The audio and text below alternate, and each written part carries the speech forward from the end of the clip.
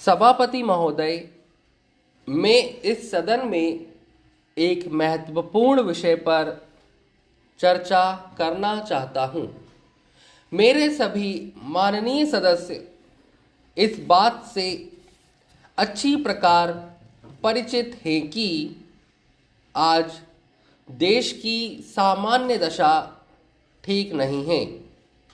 देश में बेकारी दिन प्रतिदिन बढ़ती जा रही है और उसको रोकने के लिए सरकार की ओर से कोई ठोस कदम अभी तक नहीं उठाया गया है।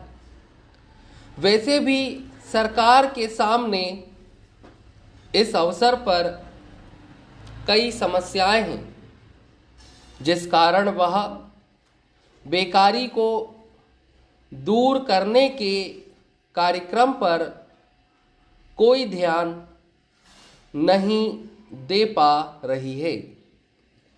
यदि यह भयंकर समस्या की ओर सरकार ने यथा समय ध्यान नहीं दिया और बेरोजगारी को दूर करने के लिए कोई निश्चित कार्यक्रम नहीं बनाया तो देश का बेरोजगार वर्ग क्रांति के रास्ते पर बढ़ सकता है।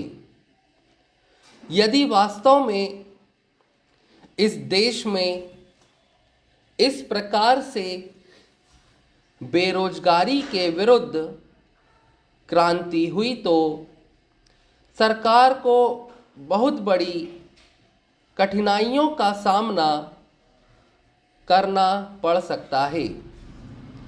अतः मेरा सुझाव है कि सरकार को जल्दी से जल्दी इस समस्या की ओर ध्यान देना चाहिए। बेरोजगार वर्ग के लिए ऐसा निश्चित कार्यक्रम बनाना चाहिए कि वे समय पर अपनी योग्यता के अनुसार रोजगार प्राप्त कर सके। यदि सरकारी सेवाओं में सभी शिक्षित बेरोजगारों को स्थान नहीं भी मिल पाता है तो उनके लिए कुटीर एवं लघु उद्योग स्थापित करके काम के अवसर बनाए जाने चाहिए।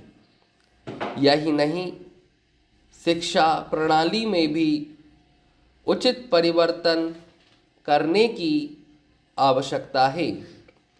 भारत जैसे देश में ऐसी शिक्षा दी जानी चाहिए ताकि युवा वर्ग कुटीर उद्योगों तथा लघु उद्योगों में रुचि ले सकें और तकनीकी काम में भाग लेकर बेरोजगारी को दूर करने के साथ साथ देश को संपन्न बनाने में भी अपना योगदान दे सकें।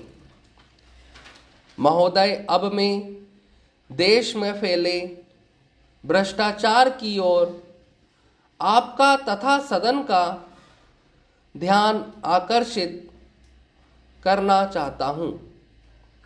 आप सभी सदस्यों को मालूम ही है कि आवश्यक वस्तुओं के मूल्यों में लगातार वृद्धि होती जा रही है। मूल्य वृद्धि के इस दौर में सरकार की ओर से कोई विशेष नियंत्रण नहीं रखा जा रहा है। परिणाम स्वरूप देश की जो आम जनता है उसे बड़ी परेशानी का सामना करना पड़ रहा है। व्यापारी वर्ग मुनाफाखोरी की तरफ बढ़ता जा रहा है और आम जनता महंगाई से दबती जा रही है। यही नहीं, लोगों के पास आवश्यक वस्तुओं को खरीदने के लिए भी पैसा नहीं है। गरीब लोग अनाज के अभाव में भूखे